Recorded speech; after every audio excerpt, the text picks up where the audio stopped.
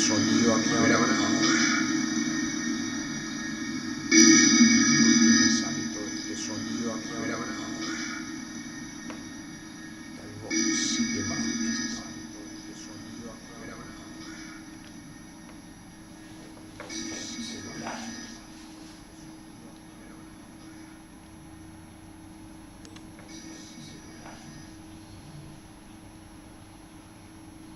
Después de tantos días, cuesta creer que uno no lo pueda hacer andar. Sí. Después de tantos días, cuesta creer que uno no lo pueda hacer andar.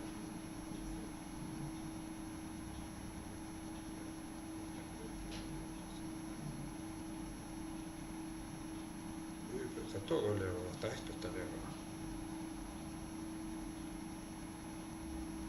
A ver, ahora hasta esta. Ahí parece que se escucha.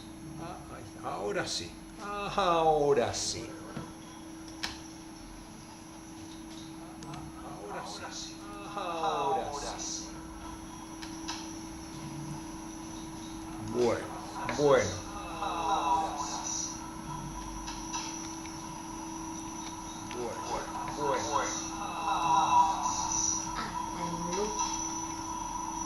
Sí, medio raro está. Sí.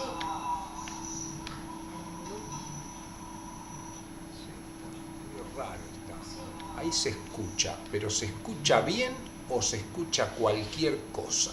Porque yo en el celular escucho cualquier cosa, eso es lo que me preocupa. Bien o se escucha cualquier cosa, porque yo en el celular eso es lo que me preocupa. Bueno, vamos a ver.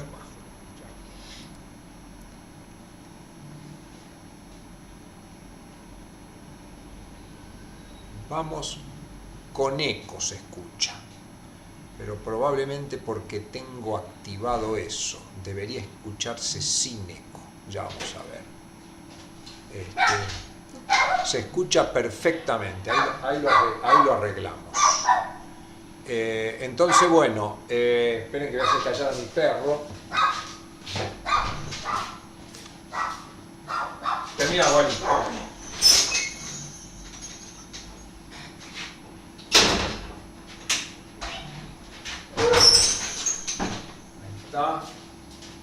Con los perros en el camino no se puede.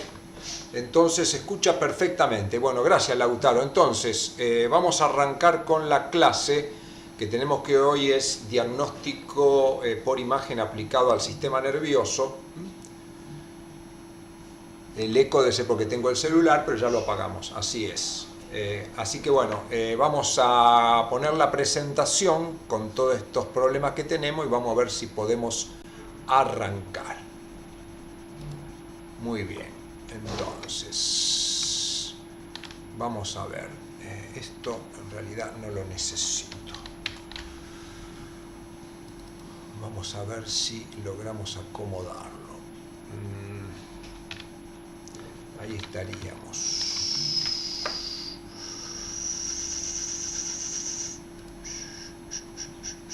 Pero no es esta la que yo quiero ver.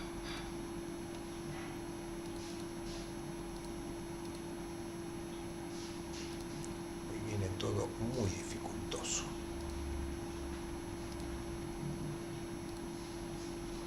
Ahí parece estar.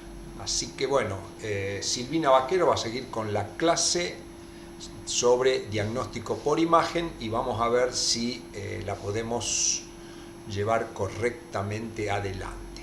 Bueno, Silvina, todo suyo.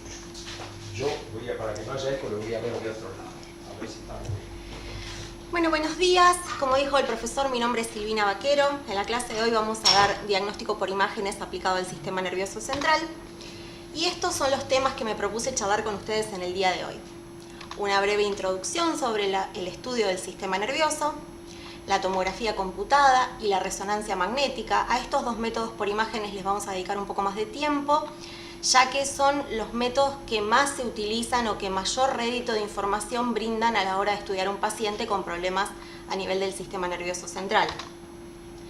También vamos a hablar de otros métodos de diagnóstico por imágenes para estudiar el sistema nervioso central y finalmente algunos estudios para evaluar el sistema nervioso periférico.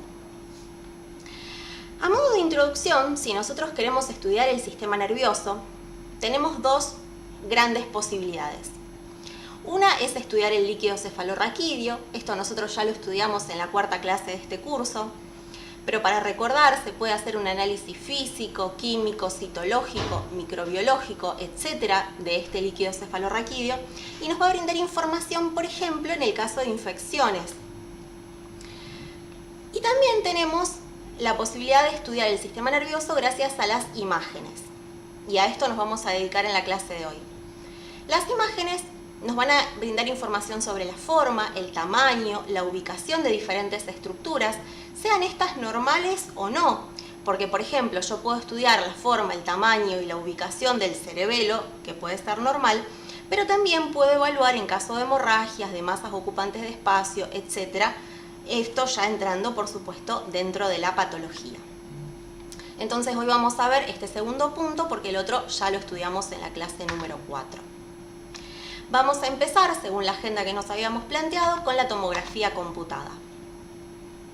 Este es un método no invasivo, como la gran mayoría de los medios que se usan para estudiar el sistema nervioso central. Es rápido. Realizar una tomografía de cráneo demora aproximadamente 10 minutos. Esto es muy útil porque brinda información bastante certera en corto periodo de tiempo comparado con la resonancia que vamos a estudiar dentro de un ratito. Pero tiene la contra de utilizar radiación electromagnética y utiliza mucha radiación, ya que realizar una tomografía equivale aproximadamente a realizar 100 radiografías. Entonces vamos a tener que tener cuidado cuando pidamos una tomografía, no pedirla porque sí, sino buscando algo que nos pueda informar la tomografía. Puede o no requerir la utilización de contraste. El más usado en tomografía computada es el iodo. Y cuando hablamos de contraste, sea de iodo o de cualquier otro medio, tenemos que tener en cuenta que pueden producir reacciones alérgicas. Y también en el caso del iodo particularmente se excreta por vía renal, entonces aquellos pacientes que tengan insuficiencia renal van a tener un periodo de depuración más prolongado. Y si la comparamos con la resonancia magnética, la tomografía es menos precisa para evaluar tejidos blandos.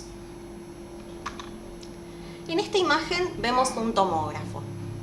Vemos que consiste en un anillo y una camilla deslizable donde se va a colocar el paciente. Se coloca el paciente, la camilla se desliza hasta dejar dentro de este anillo la parte del cuerpo que se quiere estudiar, en nuestro caso el cráneo. También se puede hacer de columna. ¿Y cuál es el fundamento del método? Dentro de este anillo hay emisores de radiación X que van a emitir rayos que van a atravesar el cuerpo del paciente y van a ser captados por unas células que después van a transformar esa información y van a generar las imágenes que nosotros conocemos de tomografía que se terminan imprimiendo en una placa. Acá vemos una imagen de tomografía computada. Si bien se pueden hacer en todos los cortes anatómicos, la más común es la tomografía axial. En esta imagen vemos tomografías axiales de cráneo a diferentes alturas. Y veíamos que tenían diferentes densidades, diferentes colores. Entonces, cuando analizamos una tomografía vamos a hablar de densidades. Y para hablar de densidades vamos a utilizar las denominadas unidades Hounsfield, que se abrevian UH. En esta imagen de la izquierda podemos ver que las unidades Hounsfield van desde un rango de más 1000 a menos 1000. Pasando por supuesto por el cero. Todo lo que esté cercano al cero, como los tejidos blandos o el tejido adiposo, se va a decir que son isodensos. Todo lo que sea superior a cero se va a hablar de hiperdenso y todo lo que sea inferior y va a tener número negativo, como es el caso del aire, van a ser hipodensos. En esta tabla, a modo de ejemplo, no para que lo sepamos de memoria, tenemos diferentes estructuras y cuáles son las unidades Hounsfield con las que se relacionan. Entonces vemos que el hueso es hiperdenso, dependiendo del tipo de hueso, si es cortical o trabecular, va a oscilar entre más 100 y más 1000, pero después tenemos los tejidos blandos, como por ejemplo la materia blanca o la materia gris relacionada al sistema nervioso, que oscilan en más 40, y por ejemplo el aire tiene una densidad de menos 1000 unidades Hounsfield. Todo lo que sea hiperdenso se va a ver blanco, todo lo que sea hipodenso se va a ver negro y en el medio va a haber un degradé de colores de gris. pasa si nosotros necesitamos inyectar contraste? Cuando nosotros inyectamos contraste vamos a hacer dos tomografías, una tomografía sin contraste y otra con. Y entonces vamos a hablar del concepto de ganancia de densidades. ¿Qué es esto de ganancia de densidades? Es cuánto se modifica, cuántas unidades Hounsfield se modifican luego de la inyección del contraste. Y entonces podemos tener casos en los que no haya reforzamiento, vale decir, no cambia la densidad, o que sí haya un reforzamiento, o sea, que se modifique la imagen luego de la inyección del contraste, y en ese caso el reforzamiento puede ser leve, moderado o intenso. Otro concepto importante a tener en cuenta al hablar de tomografía es el concepto de ventana. ¿Qué significa esto? Si nosotros recordamos, las unidades Hounsfield tenían un rango de menos 1000 a más 1000. Esto quiere decir que son 2000 unidades y a cada unidad se le asigna un tono de gris. Para el ojo humano es imposible distinguir 2000 tonalidades de gris, por lo tanto se aplica este concepto de ventana que consiste en agrupar diferentes densidades en un mismo tono de gris. ¿Y cómo se hace esto? Gracias a la selección de ventana. La selección de ventana es algo que va a hacer el técnico al momento de realizar la tomografía y permite mostrar solo una parte de la información dependiendo de lo que yo quiero estudiar. Si, por ejemplo, quiero estudiar la sustancia gris y la sustancia blanca que nosotros vimos recién, que oscilan en aproximadamente más 40 unidades Hounsfield, puedo tomar una ventana un poco más grande para de esa manera tener información como más exacta o más precisa o más distinguible al ojo humano. Veamos un ejemplo. Si yo quiero hacer una ventana porque lo que quiero estudiar se encuentra entre menos 150 y más 50 unidades Hounsfield, voy a tomar una ventana de 200 unidades y todo aquello que tenga densidad mayor a 50 unidades Hounsfield se va a ver con el mismo tono de blanco. O sea, va a ser hiperdenso y se va a ver blanco, pero no se van a distinguir diferentes tonalidades. Todo aquello que tenga una densidad menor a menos 150 unidades Hounsfield se va a ver con el mismo tono de negro porque va a ser hipodenso y se va a ver negro, todo con el mismo color. Y solo se van a mostrar los diferentes tonos de gris en aquellas densidades que se encuentren entre menos 150 y más 50 unidades Hounsfield. De esta manera el ojo va a poder distinguir mucho mejor qué es lo que estamos viendo. Continuando con la clase, vamos a pasar a estudiar la resonancia magnética. La resonancia es un poco más específica, ya que tiene mejor resolución para estudiar las estructuras nerviosas. De esta manera es posible estudiar o evaluar lesiones espinales, como por ejemplo una lesión que se puede producir tras un traumatismo o tras un aplastamiento vertebral. También podemos estudiar placas de desmielinización. Nosotros sabemos que existen enfermedades desmielinizantes y podemos ir evaluando cómo evoluciona esa enfermedad, o bien podemos estudiar una placa de desmielinización en algún paciente que se le presente aislado sin tener alguna enfermedad que se acompañe de desmielinización. Algo muy importante y muy útil de la resonancia es el estudio del edema cerebral, que incluso detecta edemas cerebrales en estadio subclínico, o sea, antes de que el paciente presente síntomas. Esto es extremadamente útil para el diagnóstico fundamentalmente. También puede estudiar lesiones inflamatorias a nivel del sistema nervioso central y hay una larga lista de otras cosas que puede estudiar, lo agrupé como en un etcétera.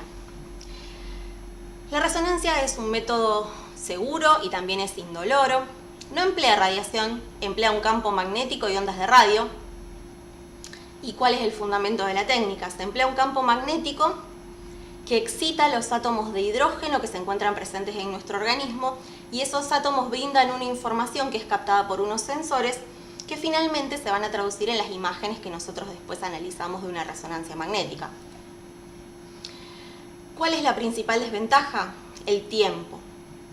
Aproximadamente una resonancia de cráneo puede demorar 45-50 minutos.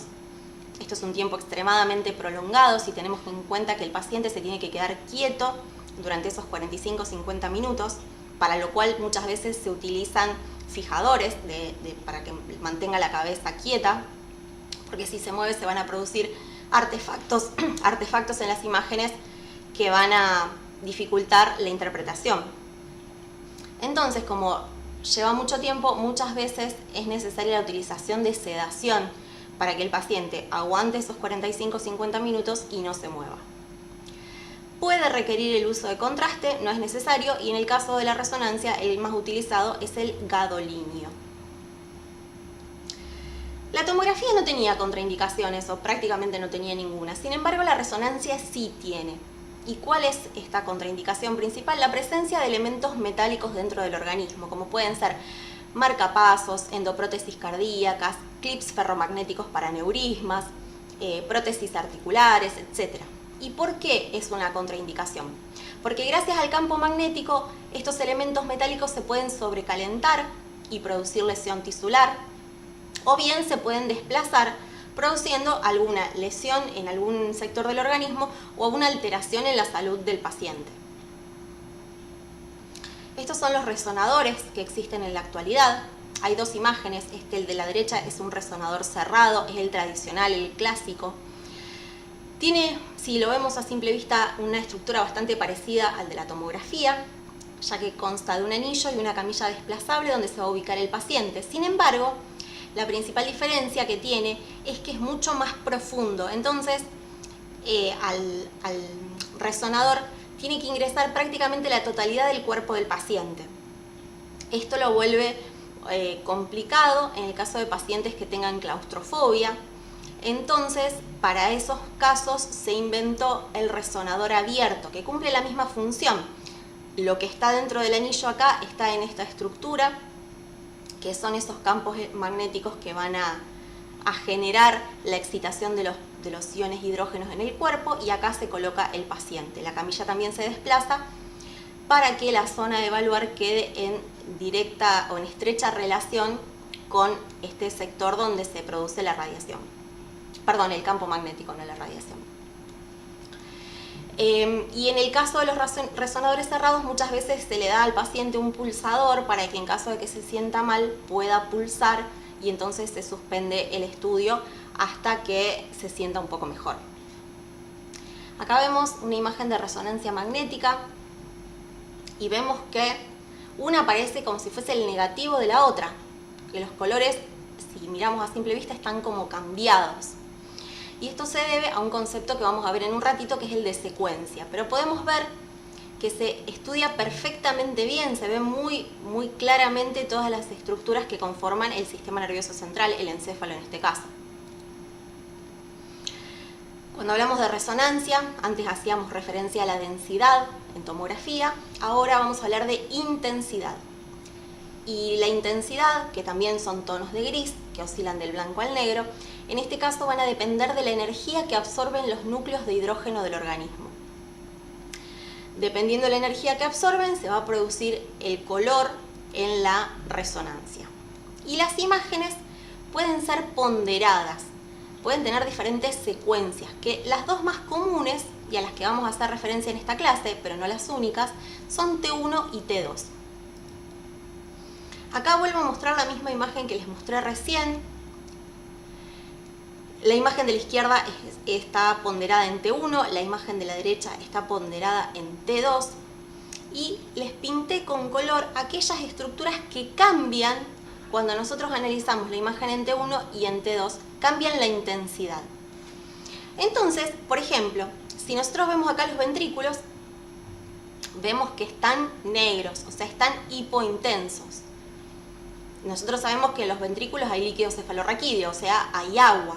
Y en T1 es hipointenso. Mientras que en T2, si analizamos la misma imagen, que también es normal, los ventrículos se encuentran hiperintensos, y esto es porque están llenos también de líquido cefalorraquídeo. O sea, el agua cambia la intensidad cuando se cambia la secuencia.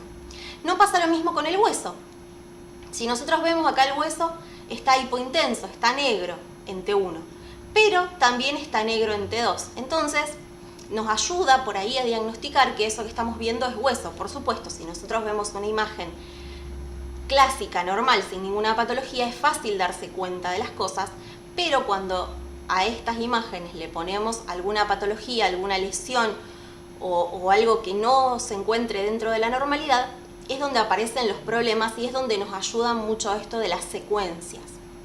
La sustancia gris en ambas es isointenso. Si nosotros miramos, la sustancia gris tiene exactamente el mismo color. Puede parecer que no es exactamente igual, porque contrasta con la sustancia blanca. Sin embargo, es el mismo color, son isointensos en las dos secuencias. La grasa, la sustancia blanca en el caso del sistema nervioso, es hiperintenso, se ve blanco en T1, pero es hipointenso, o sea, se ve negro en T2. Cuando digo negro y blanco, no necesariamente son negro y blanco perfectos, es un gris más claro o un gris más oscuro. Y algo interesante sucede con la sangre, cuando nosotros vamos a evaluar un paciente que tiene una hemorragia. Cuando la hemorragia es subaguda, se va a ver hiperintensa en ambas secuencias. O sea, no se va a modificar, se va a ver blanco en T1 y en T2. Pero cuando la hemorragia es aguda, cuando hace poco tiempo que está sucediendo esa hemorragia, sí se modifica. En T1 es hiperintenso, o sea, se ve blanco, perdón, y en T2 es hipointenso, o sea, se ve negro o se ve un gris más oscuro. Entonces, la utilidad de conocer cómo se ve cada estructura en T1 y T2 nos ayuda a diagnosticar qué es lo que puede estar teniendo este paciente. A modo de conclusión de la tomografía y la resonancia, les presento un cuadro comparativo de las principales diferencias o similitudes que encontré entre ambas. Una de las más importantes, o la más importante podría decir, es el tiempo. La tomografía es rápida, dijimos una tomografía de cráneo 10 minutos. La resonancia es lenta, tarda alrededor de 45 minutos, es mucha diferencia. El uso de radiación electromagnética sí se usa en la tomografía, pero en la resonancia no se usa. Esto lo vuelve un método más seguro, menos nocivo para el paciente. En cuanto al contraste, que puede usarse o no, en el caso de la tomografía se va a utilizar yodo, en el caso de la resonancia, gadolinio. Esto es una diferencia un poco semántica, pero cuando hablamos de los diferentes tonos de gris, en la tomografía hablamos de densidades, mientras que en la resonancia de intensidades. En la tomografía no existen secuencias, no existe ponderación. Yo no puedo hacer diferentes tomas con diferente técnica para evaluar algún cambio, mientras que sí puedo hacerlo en la resonancia. Nosotros vimos recién T1 y T2, también existe la secuencia FLAIR, Spin Density y existen otras. En cuanto a las contraindicaciones, la tomografía no tendría ninguna, mientras que la resonancia sí tiene como contraindicación o como precaución la utilización de cosas metálicas. Por supuesto, todo aquello externo, como puede ser un anillo, como puede ser el broche del pantalón, nos lo vamos a sacar antes de hacer una resonancia, pero aquello que esté dentro del organismo no es posible quitarlo, por lo tanto es importante conocer que el paciente presenta estos elementos metálicos para evaluar si es posible o no realizar una resonancia magnética.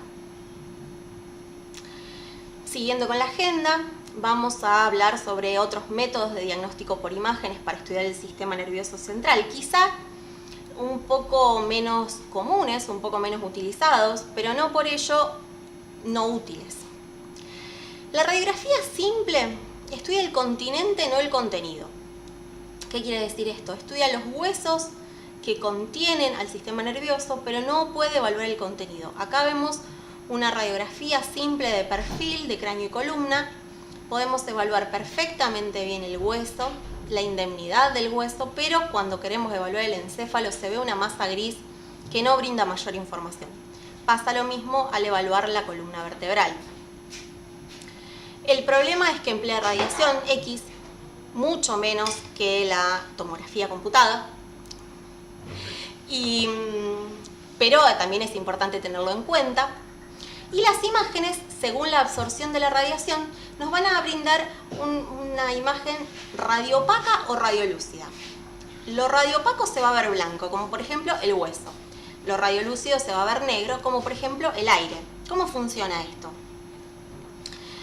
Hay un emisor de radiación X, esa radiación X atraviesa al paciente y acá hay una placa que sensa cuánta radiación pasó y esa radiación va a impactar sobre la placa y se va a observar entonces una imagen parecida a esta. Cuando el tejido a evaluar es muy denso, va a absorber toda la radiación, va a dejar pasar muy poca y entonces se va a ver blanco, como es el caso del hueso. Cuando el tejido es muy poco denso, es prácticamente inexistente, como es el caso del aire, va a dejar pasar toda la radiación y entonces se va a ver de color negro. Otro estudio que se puede hacer para estudiar el sistema nervioso central es la angiografía. La angiografía se puede realizar utilizando imágenes radiográficas, como es esta que les muestro en esta imagen. Se pueden realizar angiotomografías o angioresonancias magnéticas. Las tres brindan más o menos la misma información sobre la indemnidad de las estructuras venosas y arteriales del encéfalo. No evalúa la circulación, sino que evalúa la indemnidad de las estructuras del árbol vascular. Esta es una angiografía normal, pero si por ejemplo a este nivel uno pudiese ver una dilatación, estaríamos en presencia de un aneurisma, o si viene la circulación perfecta y de repente se corta la circulación, podemos pensar que a ese nivel hay un trombo que produjo un accidente isquémico transitorio, o sea que dejó sin irrigación una parte del encéfalo. Dijimos que la angiografía no evaluaba la circulación, ya que la circulación es evaluada por el ecodoppler. ¿Y en qué se basa el ecodoppler para evaluar la circulación? En el efecto Doppler, que es un efecto físico que se puede definir como el cambio de frecuencia de una onda como consecuencia del movimiento relativo entre emisor y receptor. En esta imagen vemos un ecodoppler de la carótida, de un vaso del cuello, que es los que se utilizan en general para estudiar el sistema nervioso central. Nosotros sabemos que la irrigación del encéfalo está dada fundamentalmente por las carótidas y en su parte posterior por la vértebro-basilar. A la vértebro-basilar es medio complejo llegar con un ecodoppler, sin embargo a las arterias carótidas es muy simple. ¿Y cómo funciona esto? Cuando la sangre va llegando hacia el transductor, aumenta la intensidad de la señal y cuando se va alejando disminuye la intensidad de la señal. De esa manera se genera un gráfico como este, donde podemos ver la pulsatilidad. Nosotros sabemos que las arterias pulsan y vemos el flujo sanguíneo, que en este caso está conservado, no vemos ninguna alteración. También para estudiar el sistema nervioso central nos podemos valer de la mielografía. ¿En qué consiste la mielografía? En imágenes radiográficas con utilización de contraste subaracnoideo. Este método fue reemplazado por la resonancia magnética, sin embargo, no existen resonadores en todos los lugares del país. Puede haber pueblos donde no haya resonadores y en ese caso la mielografía puede ser un estudio útil si es que están lejos de algún centro que tenga un resonador. Se dejó de usar porque la resonancia brinda la misma información, incluso un poco mejor, y además la mielografía tiene la complicación y la contraindicación de la punción lumbar, ya que el contraste se aplica mediante una técnica de punción lumbar como la que nosotros estudiamos en la cuarta clase de este curso. ¿Y qué se ve? Acá se ve una radiografía de frente y acá en esta radiografía del medio se observa la médula espinal con la caudequina y en esta radiografía de perfil también se puede evaluar la médula y la caudequina y nosotros podemos ver si esa médula está indemne o no, si tiene alguna lesión, si está comprimida, si está desviada, si tiene alguna alteración.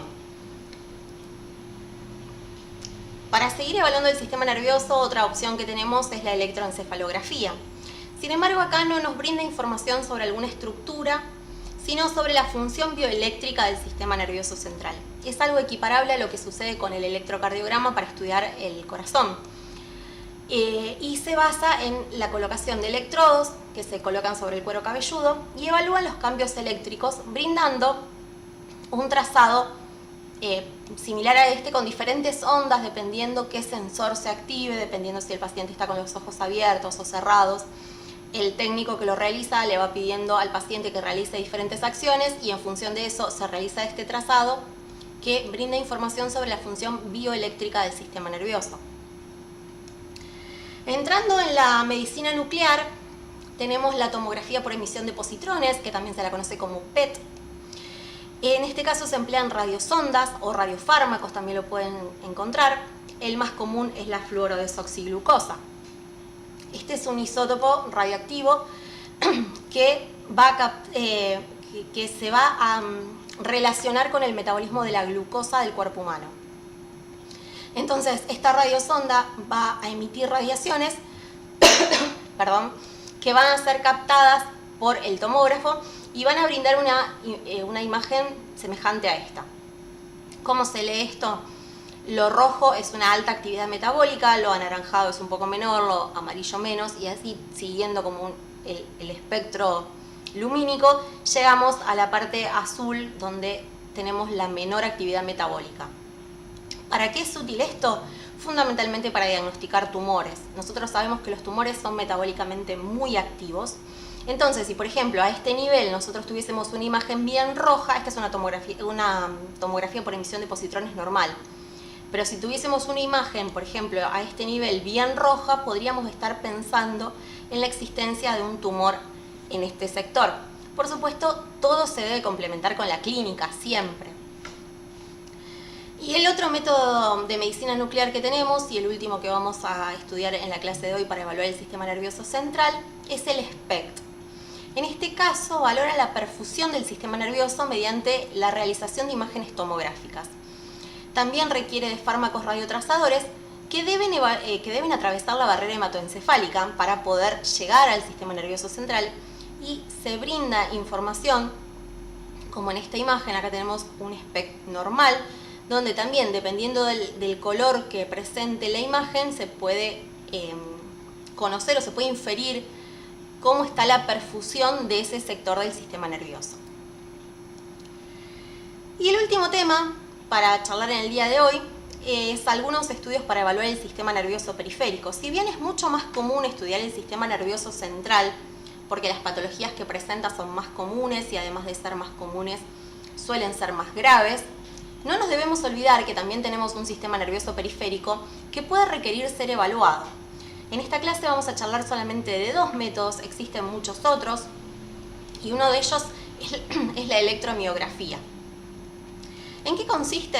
Es el registro de la actividad eléctrica del músculo mientras se contrae y en reposo. Acá tenemos una electromiografía también normal, donde podemos ver el trazado del músculo cuando está contraído y cuando está en reposo.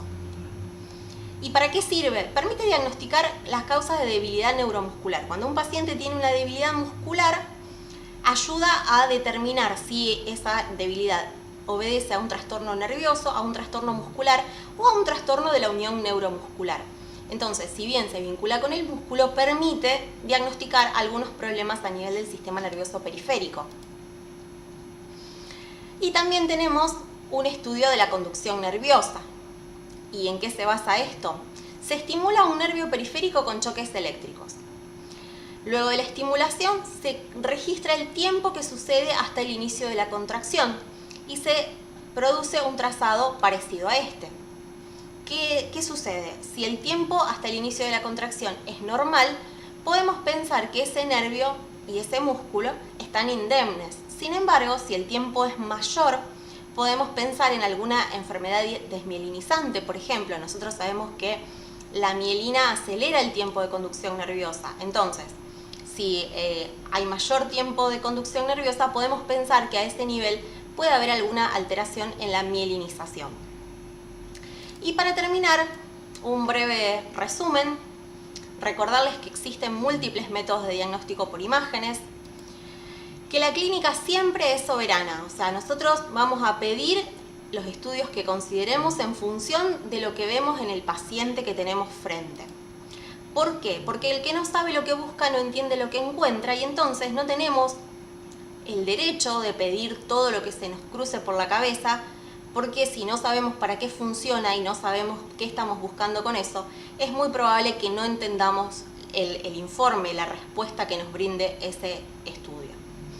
Eso es todo lo que les quería contar. Les agradezco muchísimo su atención, la presencia. Les dejo mi correo electrónico por cualquier duda que tengan. Espero haber sido clara y estamos en contacto. Muchísimas gracias.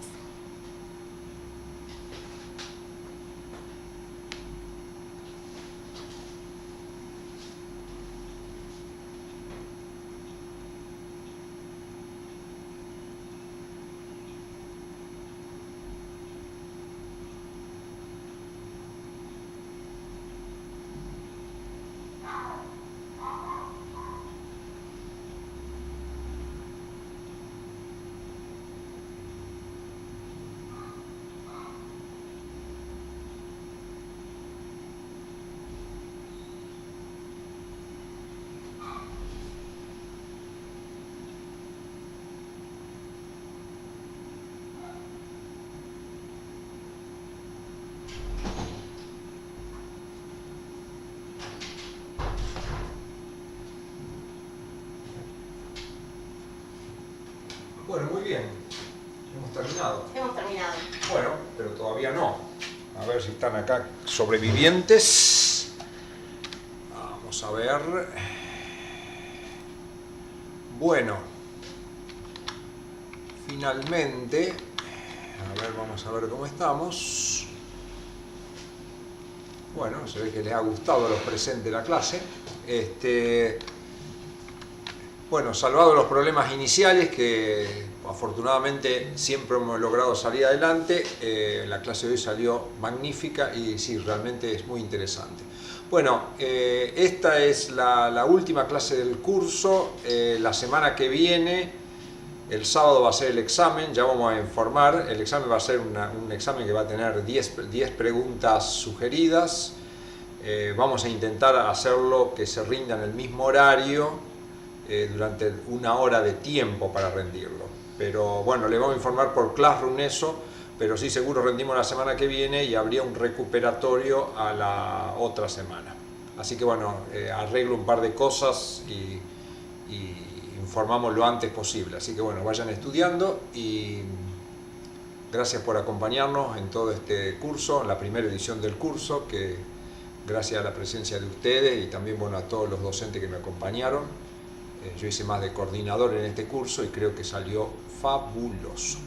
Así que bueno, nos quedamos en contacto y que tengan buen día y disfruten el fin de semana entonces. Hasta luego.